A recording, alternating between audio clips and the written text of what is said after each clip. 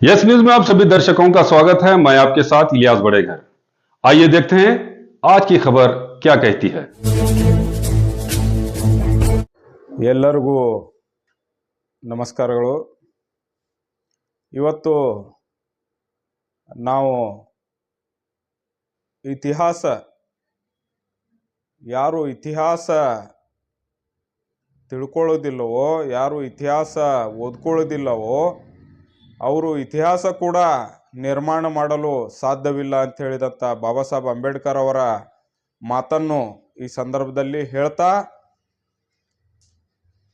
ಸರಿಯಾದ ಮತ್ತು ಸತ್ಯವಾದ ಇತಿಹಾಸ ನಮ್ಮ ಕಣ್ಣು ಮುಂದೆ ಇದ್ರೂ ಕೂಡ ಅದನ್ನು ನಾವು ಅಲ್ಲಗಳೆದು ರಾಜಕಾರಣಕ್ಕಾಗಿ ಸಮಾಜಗಳ ಮಧ್ಯೆ ದ್ವೇಷವನ್ನು ಉಂಟು ಮಾಡಿಸುವ ಸಲುವಾಗಿ ಏನು ಈಗಿನ ಈ ರಾಜಕಾರಣಿಗಳು ಮಾಡ್ತಾ ಇದ್ದಾರೆ, ಅದನ್ನು ನಾವು ಧಿಕ್ಕರಿಸಬೇಕಾಗಿದೆ. ಮತ್ತು ಇವತ್ತು ನಾನು ಒಂದು ವಿಶೇಷ ಸಂದರ್ಭ ಹೇಳಲು ತಮ್ಮ ಮುಂದೆ ಬಂದಿದ್ದೇನೆ. ಮೊನ್ನೆ ಅಥಣಿ ತಾಲೂಕಿನ ಅಥಣಿ ಪಟ್ಟಣದಲ್ಲಿ ಛತ್ರಪತಿ ಶಿವಾಜಿ ಮಹಾರಾಜರ ಕಂಚಿನ ಪುತ್ಥಳಿ ಅನಾವರಣ ಸಂದರ್ಭದಲ್ಲಿ ಒಬ್ಬ ಉಚ್ಚಾಟಿತ ಶಾಸಕ ತಮ್ಮ ಭಾಷಣದಲ್ಲಿ ಮಾತನಾಡುವಾಗ ಶಿವಾಜಿ ಮಹಾರಾಜರಿಗೆ ಮುಸ್ಲಿಂ ವಿರೋಧಿ ಅಂತ ಬಿಂಬಿಸುವ ಪ್ರಯತ್ನದಲ್ಲಿ ಸುಳ್ಳುಗಳ ಸರಮಾಲೆಯನ್ನೇ ಕಟ್ಟಿಬಿಟ್ಟಿದ್ದಾನೆ. ಇದನ್ನು ನಾವು ಮೊಟ್ಟ ಮೊದಲನೇದಾಗಿ ಖಂಡಿಸಬೇಕು. ನಾನು ಖಂಡಿಸ್ತಾ ಇದ್ದೀನಿ, ತಾವು ಕೂಡ ಖಂಡಿಸಬೇಕು. ಇಲ್ಲಿ ಕೆಲವೊಂದು ವಿಷಯಗಳನ್ನು ತಮ್ಮ ಮುಂದೆ ಇಡ್ತಾ ಇದ್ದೀನಿ, ತಾವು ಕೂಡ ಇದನ್ನು ಗಮನಿಸಿ ಈ ಕುರಿತು ಸಂಶೋಧನೆ ಮಾಡ್ರಿ. ನಾನು ಹೇಳಿದಂತಹ ಈಗಾಗಲೇ ಇರುವಂಥ ಇತಿಹಾಸದಲ್ಲಿ ಇದಾವ. ಇತಿಹಾಸ ಅಂದ್ರೆ ಏನಿದು ಸಾವಿರಾರು 10,000, 20,000, 10,000, 5,000 ವರ್ಷಗಳ ಹಿಂದಿನ ಇತಿಹಾಸ ಅಲ್ಲ. ಇದೇ ನಮ್ಮ 600-700 ವರ್ಷದ ಆದಿಲ್ಶಾಹಿ ಕಾಲದ ಇತಿಹಾಸನೇ ಇದೆ. ಅಲ್ಲೂ ಕೂಡ ಒಳ್ಳೆಯವರು ಇತಿಹಾಸ ಬರೆದಿದ್ದಾರೆ, ಇತಿಹಾಸಕಾರರು ಇರ್ತಾ ಇದ್ರು ರಾಜರ ಕಾಲದಲ್ಲಿ. ಅವರು ಬರೆದಂಥ ಇತಿಹಾಸ ಕೂಡ ನಾವು ನೋಡಬೇಕಾಗ್ತದೆ. ಅದರಲ್ಲಿನ ಕೆಲವು ಅಂಶಗಳನ್ನು ನಾನು ತಮ್ಮ ಮುಂದೆ ಓದ್ಕೊಂಡು ತಮ್ಮ ಮುಂದೆ ಇಡ್ತಾ ಇದ್ದೀನಿ.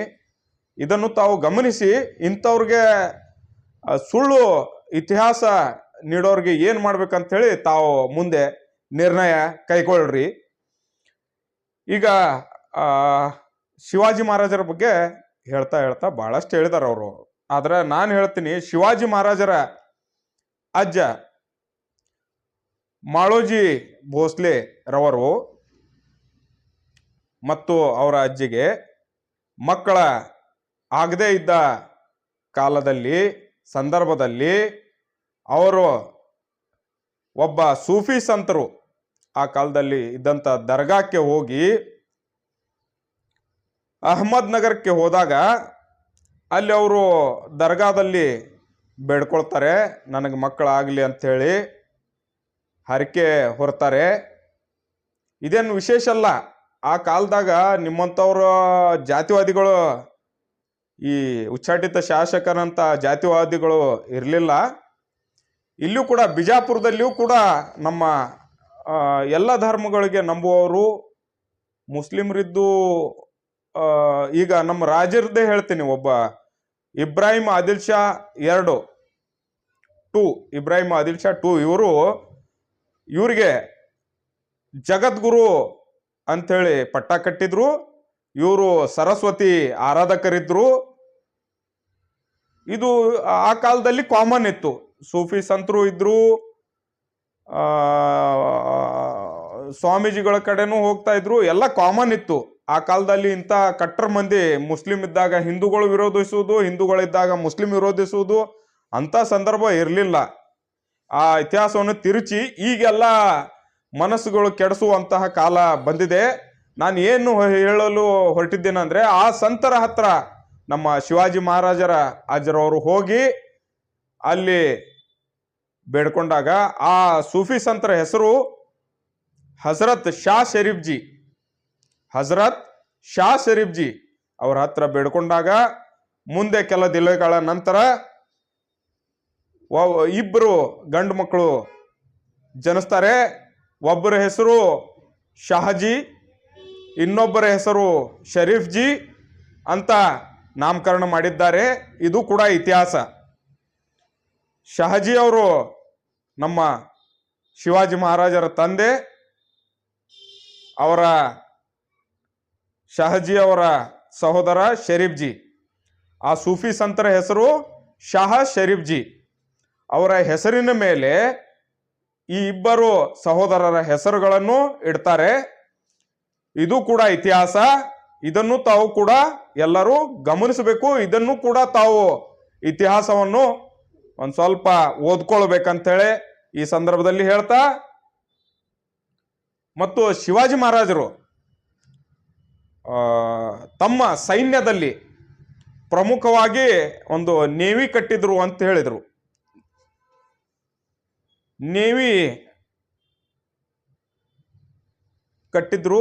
ಆ ನೇವಿಗೆ ಪ್ರಮುಖವಾಗಿ ನಮ್ಮ ದರಿಯಾ ಸಾರಂಗ್ ಒಬ್ಬ ಮುಸ್ಲಿಮ, ಅವರಿಗೆ ಅದರದ ಚೀಫ್, ಅದರದ ಪ್ರಮುಖರನ್ನಾಗಿ ನೇಮಕ ಮಾಡಿದ್ದರು. ಆ ನೇವಿಯನ್ನು ಅವರು ನಡೆಸ್ತಾ ಇದ್ರು. ಸಮುದ್ರದ ಮೇಲೆ ಆಡಳಿತ ನಡೆಸಲು ದರಿಯಾ ಸಾರಂಗ್ ಅವರನ್ನು ಆ ನೇವಿಯ ಚೀಫ್ ಅನ್ನಾಗಿ ನೇಮಕ ಮಾಡಿದ್ರು. ಅದರ ನಂತರ ಮುಖ್ಯ ಸೇನಾಧಿಕಾರಿಯಾಗಿ, ಸೈನ್ಯವನ್ನು ಮುಖ್ಯ ನಡೆಸಲು ಸೇನಾಧಿಕಾರಿಯಾಗಿ ದೌಲತ್ ಖಾನ್ ಅವರನ್ನು ನೇಮಕ ಮಾಡಿಕೊಂಡಿದ್ರು. ಅದೇ ತರನಾಗಿ ಈ ಎಲ್ಲ ಮದ್ದು ಗುಂಡುಗಳ ಸಂರಕ್ಷಣೆ ಮತ್ತು ಅದನ್ನು ಎಷ್ಟು ಪ್ರಮಾಣದಲ್ಲಿ ಎಲ್ಲಿ ನೀಡಬೇಕು ಅಂತೇಳಿ ತೋಪ ಎಲ್ಲ ಮೇಂಟೈನ್ ಮಾಡಲಿಕ್ಕೆ, ತೋಪುಗಳನ್ನು ಮೇಂಟೈನ್ ಮಾಡಲಿಕ್ಕೆ ಇಬ್ರಾಹಿಂ ಖಾನ್ರನ್ನು ಪ್ರಮುಖರನ್ನಾಗಿ ನೇಮಕ ಮಾಡಿದ್ದರು. ಅದೇ ತರನಾಗಿ ಅವರ ಸ್ಪೆಷಲ್ ಸೆಕ್ಯೂರಿಟಿ ನೋಡ್ಕೊಳ್ತಾ ಇದ್ದಿದ್ದು ಸಿದ್ದಿ ಹಿಲಾಲ್ ಎಂಬುವರು. ಅದೇ ತರನಾಗಿ ಹೈದರ್ ಅಲಿ ಕೊಹಾರಿ ಸೇನೆಯ ಜನರಲ್ ಕೂಡ ಆಗಿದ್ರು. ಸಿದ್ದಿ ಇಬ್ರಾಹಿಂ ಕೂಡ ಅವರ ಜೊತೆಯಲ್ಲಿ ಅಂಗರಕ್ಷಣೆಯಲ್ಲಿ ಇದ್ರು. ಸಿದ್ದಿ ವಹವಾ ಅಂತೇಳಿ ಅವರು ಕೂಡ ಇದ್ರು.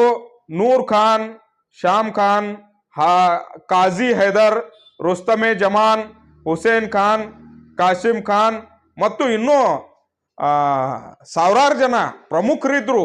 ಸೈನ್ಯ ಅಲ್ಲ, ಪ್ರಮುಖರಿದ್ರು. ಅದರಲ್ಲಿ ನಾವು ಕೇಳಿದ ಪ್ರಕಾರ ಕೆಲವೊಂದು ವಿಡಿಯೋಗಳನ್ನ ಕೂಡ ವೀಕ್ಷಣೆ ಮಾಡಿದ್ದೀವಿ.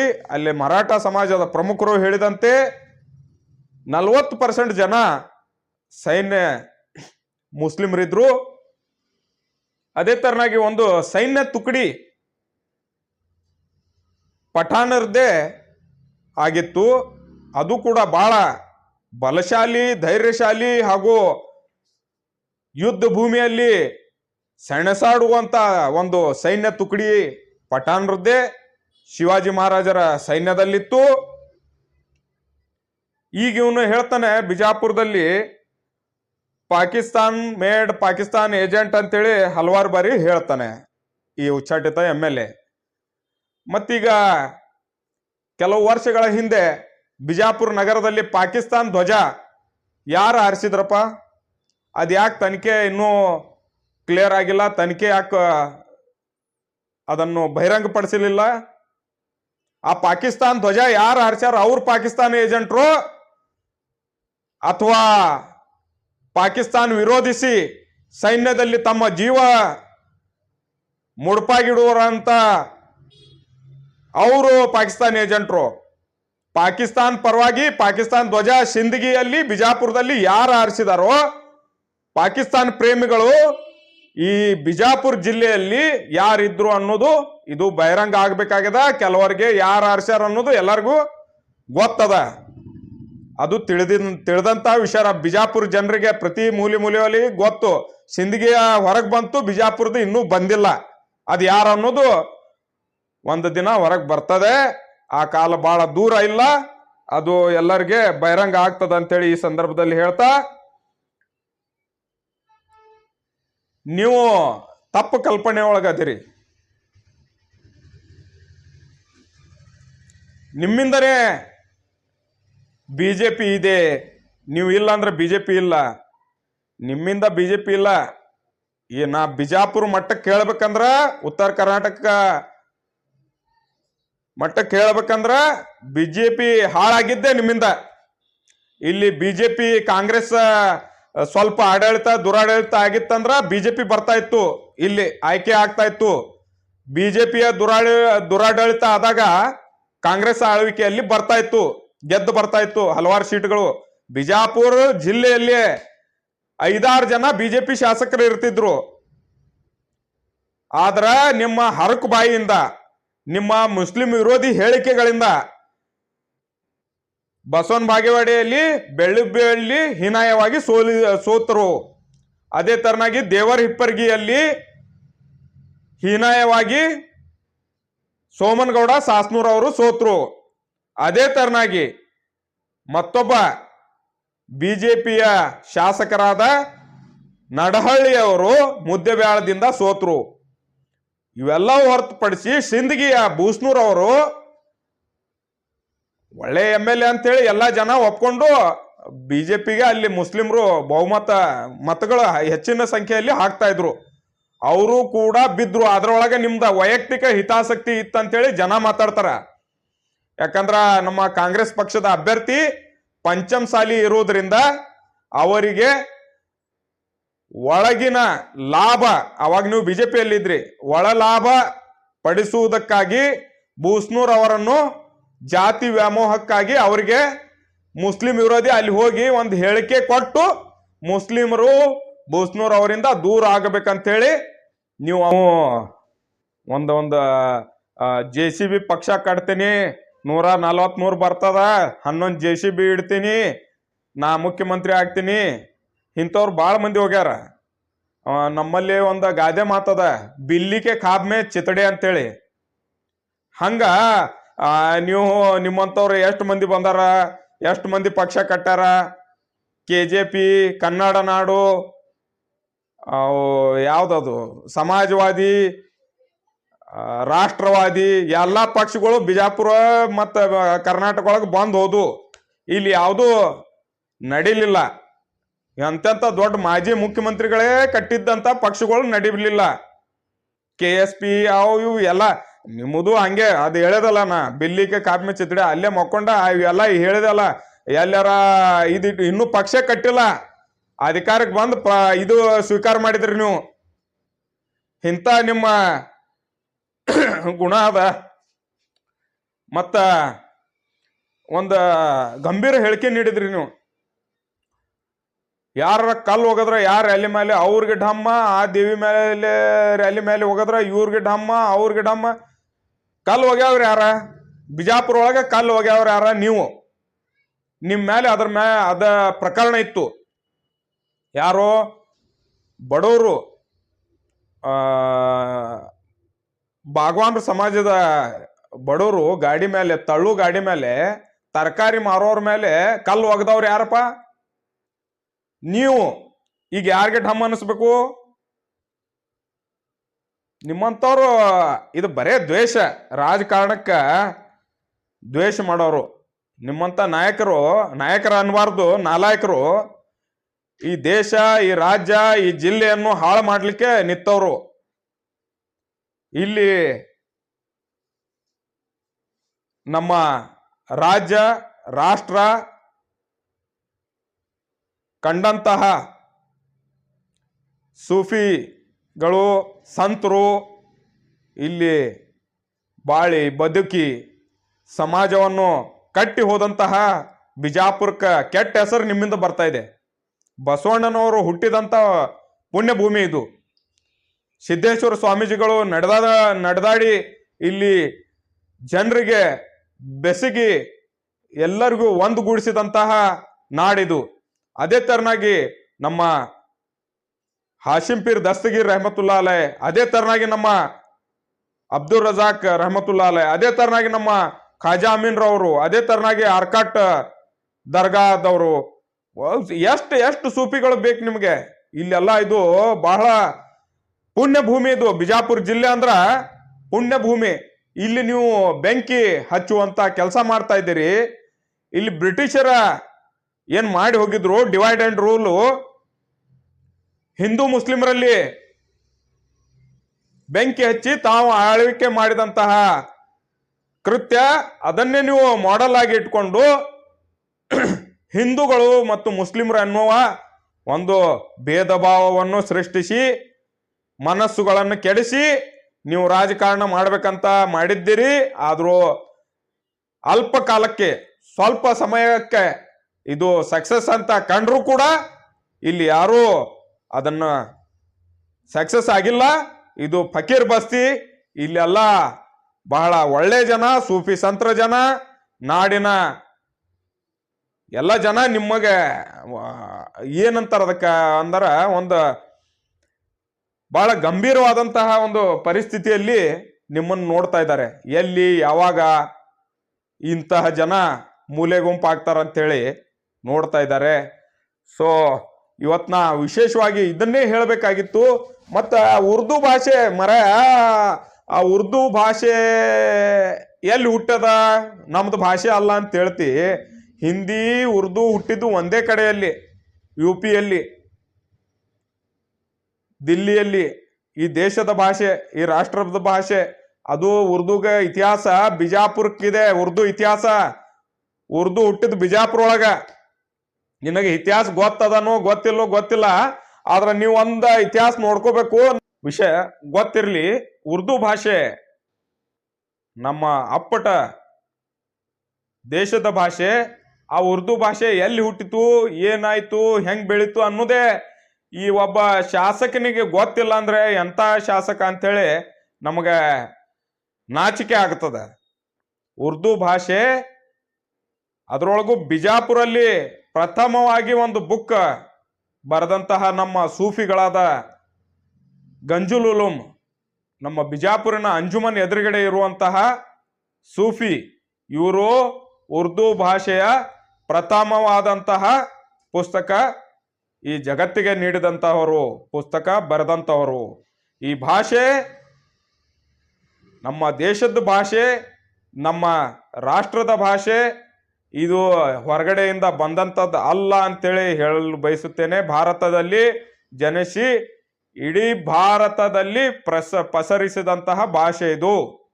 ರಾಜರ ಕಾಲದಲ್ಲಿ ಮತ್ತು ಅದರ ನಂತರ ಮತ್ತು ಈಗಲೂ ಕೂಡ ನಮ್ಮ ಹೆಂಗೆ ಮಹಾರಾಷ್ಟ್ರದಲ್ಲಿ ಮರಾಠಿ ಇದೆ, ಕರ್ನಾಟಕದಲ್ಲಿ ಕನ್ನಡ ಭಾಷೆ ಇದೆ, ಅದೇ ತರನಾಗಿ ಈ ಉರ್ದು ಭಾಷೆ ಎಲ್ಲ ರಾಷ್ಟ್ರವ್ಯಾಪಿ ಉರ್ದು ಭಾಷೆ ಇದೆ. ಉರ್ದು ಭಾಷೆ ನಮ್ಮ ದೇಶದ್ದು, ನಮ್ಮ ಬಿಜಾಪುರದ್ದು ಅಂತೇಳಿ ಹೇಳಲು ಈ ಸಂದರ್ಭದಲ್ಲಿ ನನಗೆ ಹೆಮ್ಮೆ ಆಗುತ್ತದೆ. ತಮಗೆ ಗೊತ್ತಿರಲಿ, ಒಂದು ಭಾಷೆ, ಅದರ ಲಿಪಿ, ಒಂದು ಭಾಷೆ ಬೆಳಿಬೇಕಂದ್ರೆ ಅದಕ್ಕೆ ಸಾವಿರಾರು ವರ್ಷದ ಇತಿಹಾಸ ಇರ್ತದೆ. ಆ ಇತಿಹಾಸ ಕೂಡ ಇವನಿಗೆ ಗೊತ್ತಿಲ್ಲ. ಇದನ್ನು ಕೂಡ ನಾವು ಸೂಕ್ಷ್ಮವಾಗಿ ಗಮನಿಸಬೇಕು. ಇಂತಹ ಸುಳ್ಳುಗಾರರು, ಇಂತಹ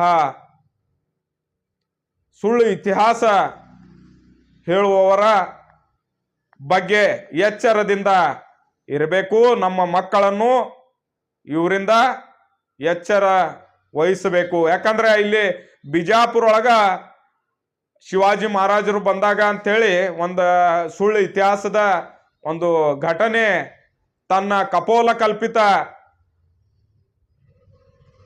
ಮೈಂಡ್ದಿಂದ ವಿವರಿಸ್ತಾರೆ. ಶಿವಾಜಿ ಮಹಾರಾಜರು ಒಬ್ಬ ಆಕಳ ಕಡೆಯವನು ಕೈ ಕಡಿದ್ರು ಅಂತ ಮೊದಲು ಹೇಳ್ದ. ಆಮೇಲೆ 2 ಕೈ ಕಡ್ದ ಅಂತ ಹೇಳ್ದ. ಆಮೇಲೆ 3-4 ಭಾಷಣ ನೋಡ್ರಿ, ನೀವು ಗೊತ್ತಾಗ್ತದ ನೀವು ಎಷ್ಟು ಸುಳ್ಳುಗಾರ, ಎಷ್ಟು